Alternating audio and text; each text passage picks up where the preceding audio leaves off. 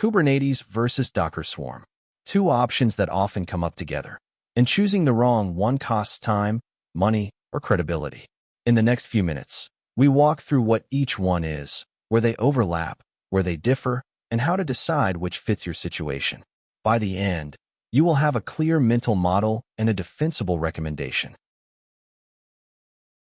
Let us start with quick, precise definitions of each.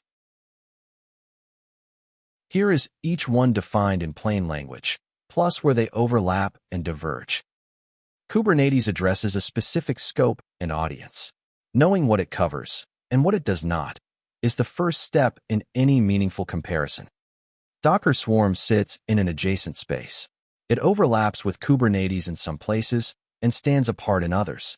We map both sides cleanly. The most useful insight is rarely they are different. It is precisely where they overlap. That is where teams waste effort if they pick wrong. And then the real differences, the things only one of them addresses or addresses better, that should drive your choice. Now let us turn the comparison into actual decision rules. These are the 4 scenarios that cover most real-world choices. If your primary need maps directly to what Kubernetes was designed for, pick Kubernetes. Stop looking, start executing. If your need maps to what Docker Swarm addresses, Docker Swarm is the right answer, even if Kubernetes is more famous in your industry. For many organizations, the answer is both, in sequence. They are complementary more often than competitive once you see the scopes clearly. And sometimes neither is the answer, and a third option fits better. The comparison itself is your filter. Let us consolidate the comparison into the points that actually drive your decision. Kubernetes and Docker Swarm answer related but distinct questions.